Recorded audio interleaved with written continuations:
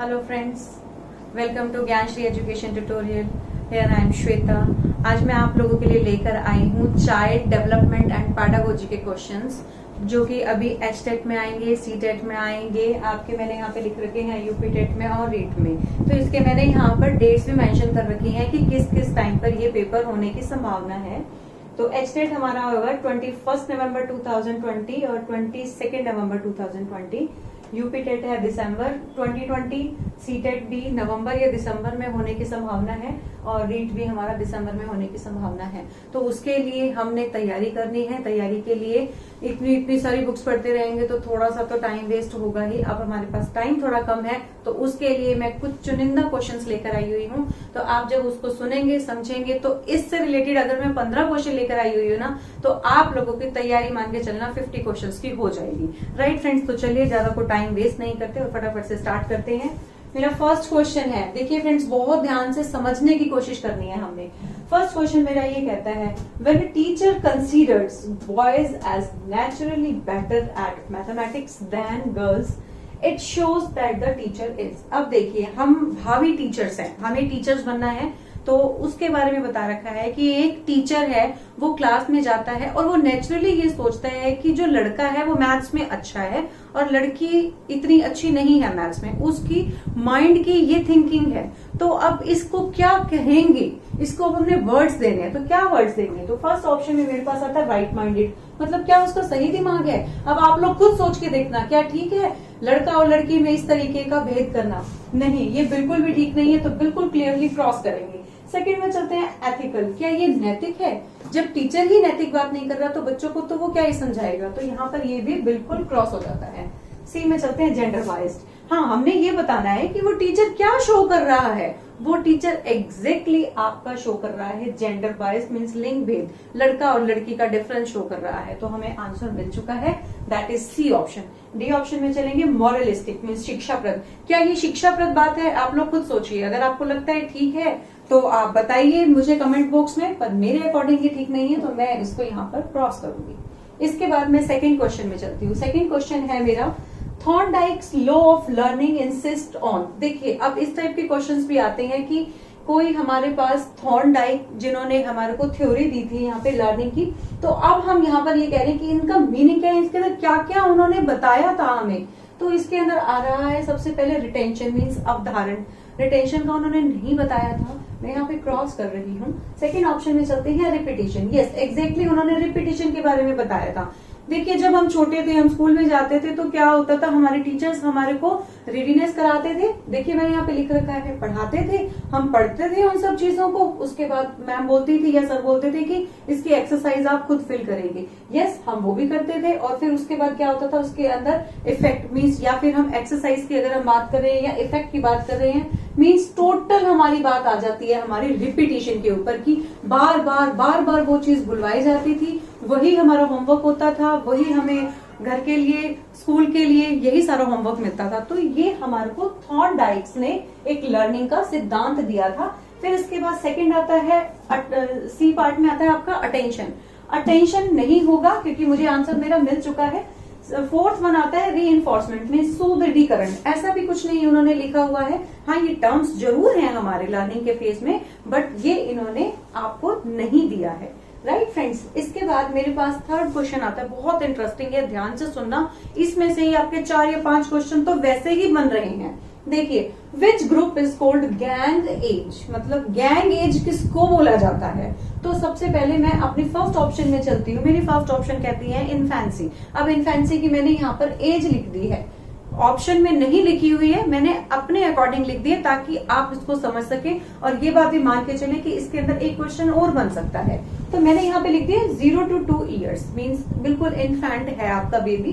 फिर उसके बाद सेकंड आते ही आंसर हमारा गलत हो जाएगा। गैंग एज, उस टाइम पे बच्चा बाहर नहीं जाता, उसका किसी के साथ कोई लिंक नहीं होता, वो सिर्फ अपने पेरेंट्स को ही या जो उसके फैमिली मेंबर्स है या आसपास वाले हैं, सिर्फ उनको पहचान सकता है, बात नहीं कर सकता प्रॉपर वे में। ठीक है, तो वो ज्यादा आगे नहीं बोल सकता है।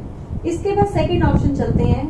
हमारी सेकंड ऑप्शन कहती है early childhood. Early childhood means जो हमारी एज है, वही बात फिर से कहूंगी कि आपकी ऑप्शंस में लिखी हुई नहीं आएंगी, आपको अपने माइंड के अंदर इसको रखना है कि 3 to 8 के अंदर है। अब सोचने की बात ये आती है अर्ली चाइल्डहुड के अंदर, क्या बच्चा कुछ प्लान कर सकता है 3 to 8 में? वो सिर्फ डिमांड कर सकता है कि मुझे ये ले दो, लेकिन वो उसके लिए प्लानिंग कुछ भी नहीं कर सकता, प्लानिंग फेज में नहीं जा सकता है। तो मेरे पास ये ऑप्शन बिल्कुल ही रॉन्ग हो जाती है।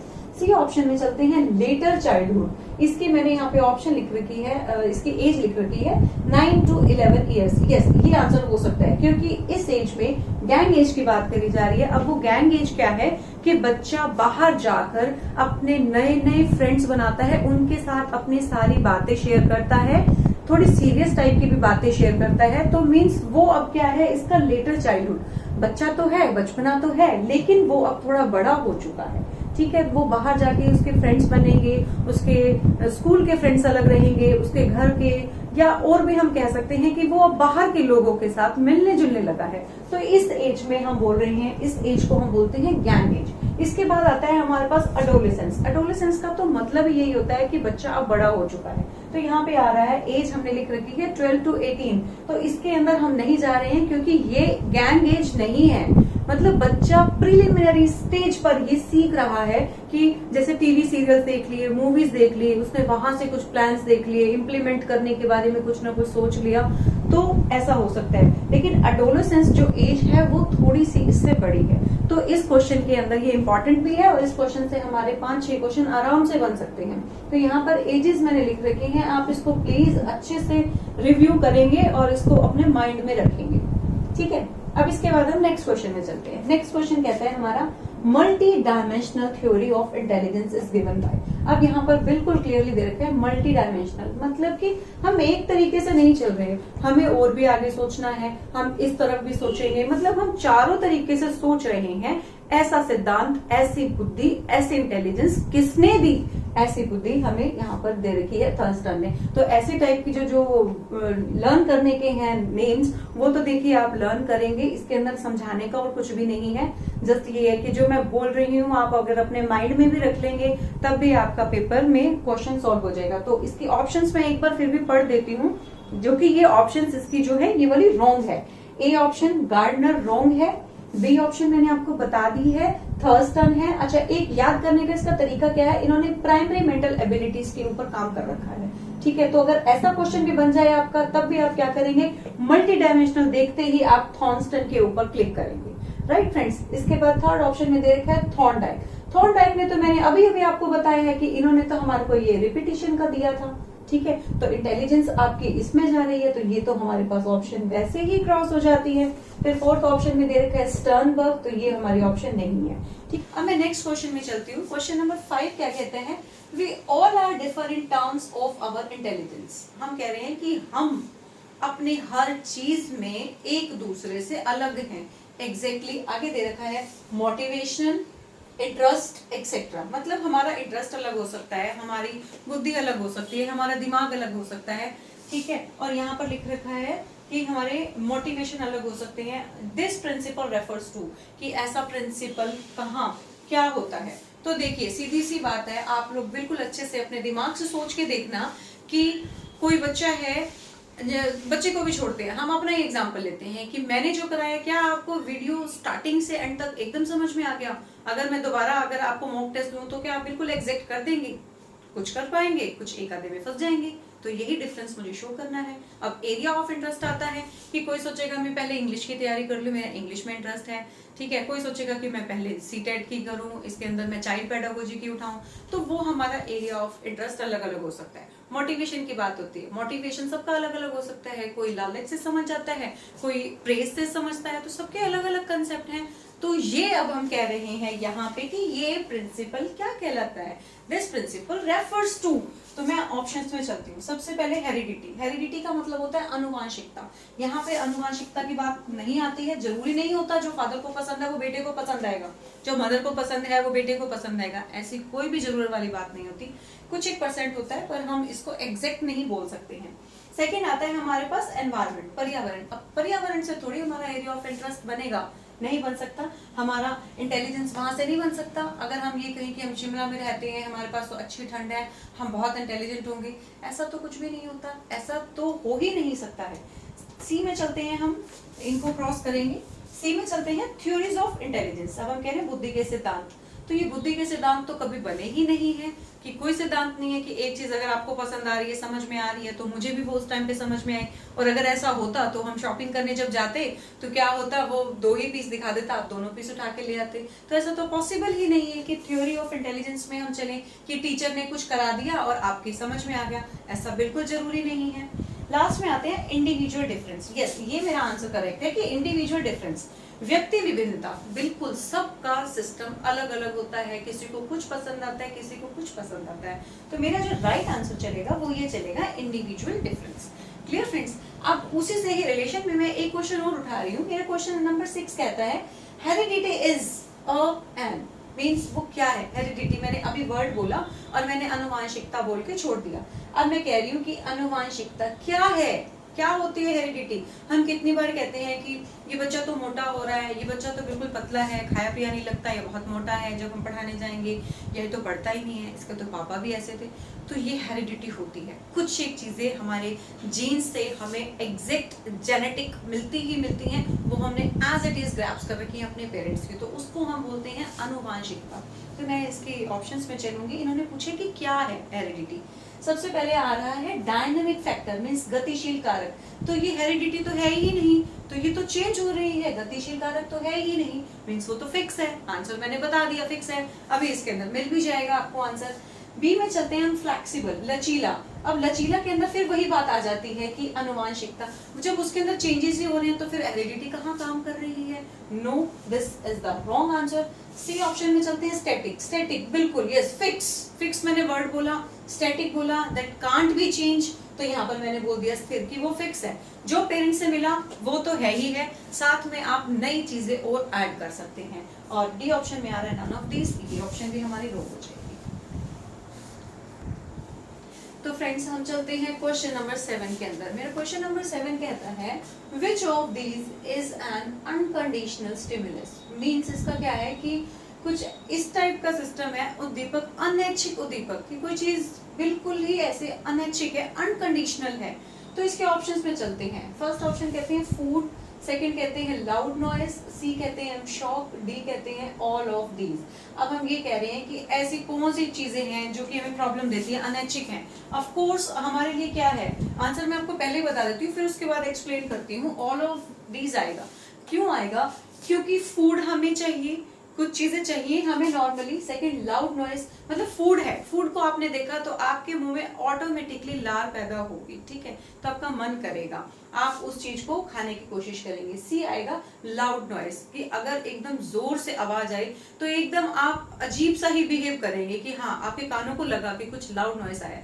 तो ये कुछ अनैच्छिक उद्दीपक हम बोलते हैं इसको, अनकंडीशनल, कि वो आपके हाथ में नहीं है चीजें, आप जितना मर्जी कंट्रोल कर लें लेकिन फिर भी आपके फेस के ऊपर वो एक्सप्रेशन आएगा ही आएगा।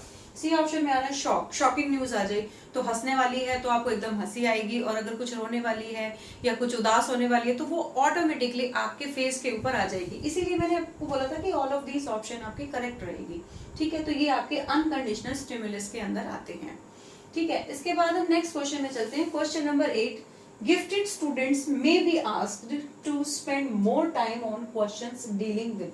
अब बोला गया गिफ्टेड स्टूडेंट्स। अब गिफ्टेड स्टूडेंट्स कौन से होते हैं पहले तो ये बता देती हूँ कि हम कहते हैं ना कि कोई बहुत ही अच्छा लिख रहा है, या किसी का दिमाग गूगल से भी तेज चल रहा है, उसको इतना सारा कुछ याद है, सब कुछ बहुत अच्छा चल रहा है उसका, तो वो इतनी मेहनत भी नहीं कर रहा। सबसे बड़ी बात ये होती है, तो हम कहते हैं कि वो बिना किसी मेहनत के भी अगर सक्सीड कर रहा है तो उसको हम गिफ्टेड स्टूडेंट्स बोलते हैं, कि उसको गॉड गिफ्ट है कि वो पढ़ेगा तो उसको याद हो जाएगा, वो समझेगा तो उसको एकदम से ही समझ में आ जाएंगी चीजें।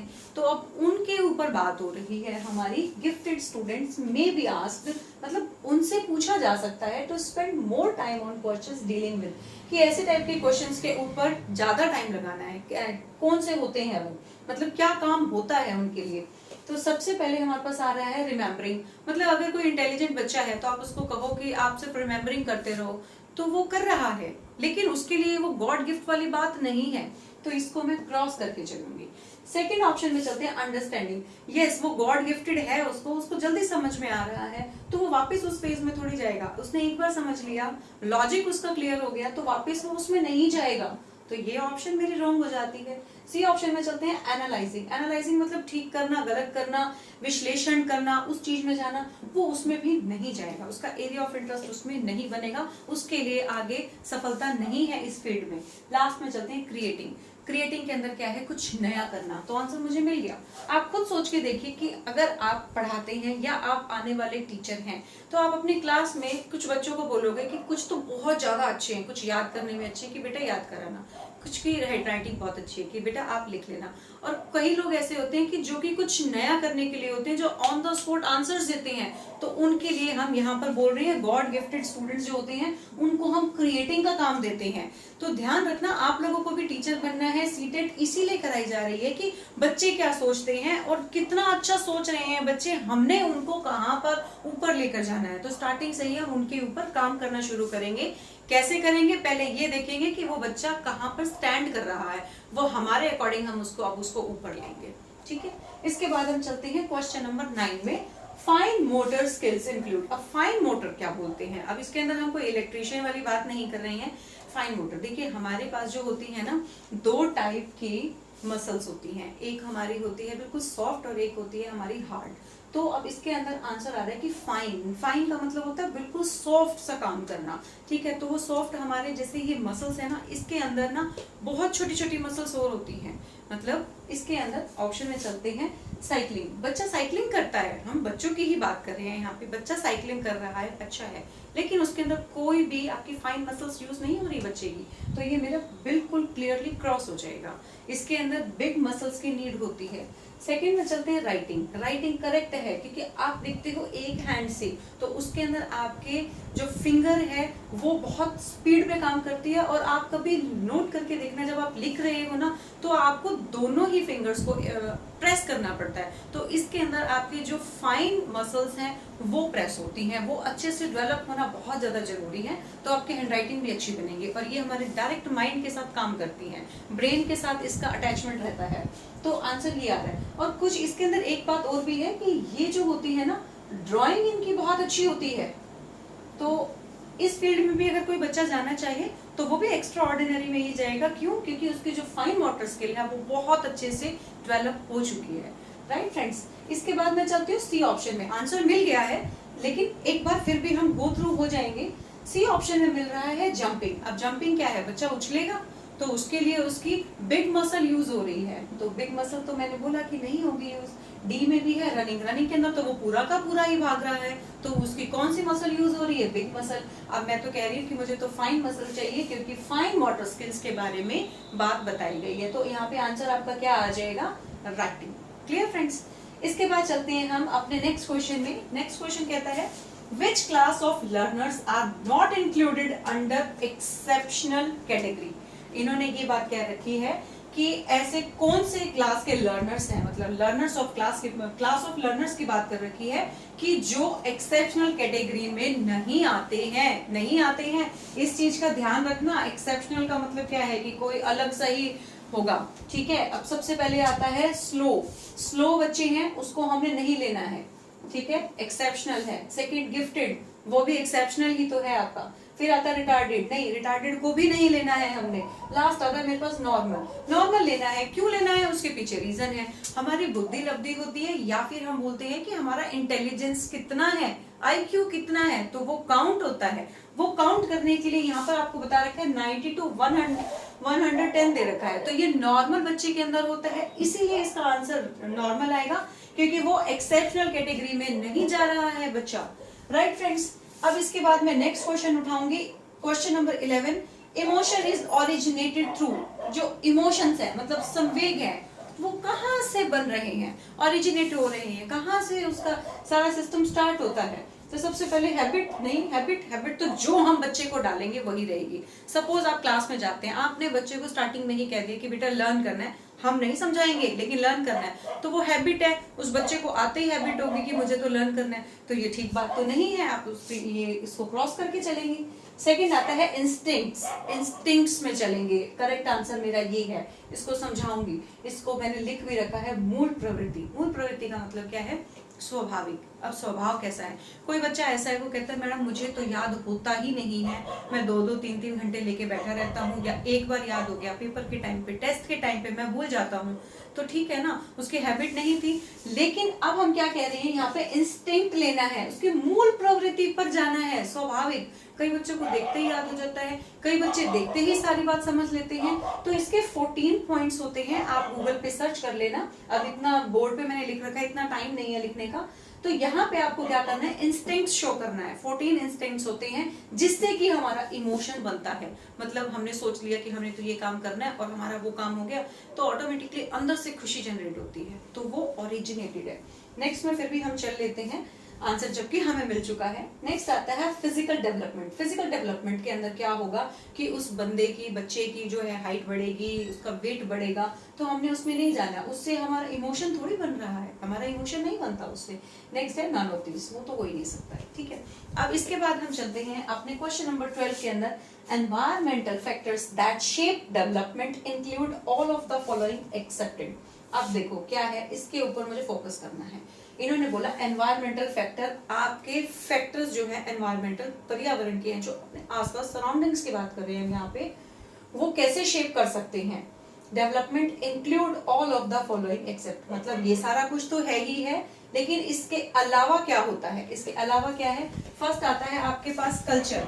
कल्चर से हमें कुछ नहीं लेना देना, वो तो सब कल्चर अपना जो रीजनल है उसके अकॉर्डिंग चल जाएगा। सेकंड आता है फिजिक्स। यस, इसका आंसर मुझे मिल रहा है फिजिक। क्यों मिल रहा है आंसर, हम यहाँ पर कह रहे हैं एनवायरमेंटल फैक्टर शेप करते हैं, लेकिन इसके ऊपर तो एनवायरमेंटल की कोई बात नहीं है ना। आप आज यहाँ पर बॉर्न एंड ब्रॉट अप है, लेकिन आपको 10 साल 20 साल बाद किसी और कंट्री में जाना है, तो क्या आपकी फिजिक चेंज हो जाएगी? नहीं हो सकती। तो मुझे मेरा आंसर बिल्कुल क्लियर मिल गया, फिजिक। फिर भी मैं आगे चलती हूँ, क्योंकि हमने यहाँ पर बात कर रखी है एनवायरमेंटल की, तो एनवायरमेंटल के लिए ये फैक्टर भी काफी इंपॉर्टेंट होते हैं। तो मेरा सी ऑप्शन में आ रहा है क्वालिटी ऑफ एजुकेशन। तो क्वालिटी ऑफ एजुकेशन जो है आपका, वो आपका यहाँ पर नहीं आ सकता है, एनवायरमेंटल फैक्टर के अलावा नहीं होगा यहाँ पे काम। नेक्स्ट आता है, ये क्रॉस हो जाएगा। नेक्स्ट आते हैं क्वालिटी ऑफ न्यूट्रिशन, मतलब खाने पीने वाली बातें हैं कि आप उस बच्चे को कितना दे रहे हो, कैसे दे रहे हो, तो उससे हमें लेना देना नहीं है। हमने बात करनी है हमारे फिजिक की, ठीक है, राइट फ्रेंड्स।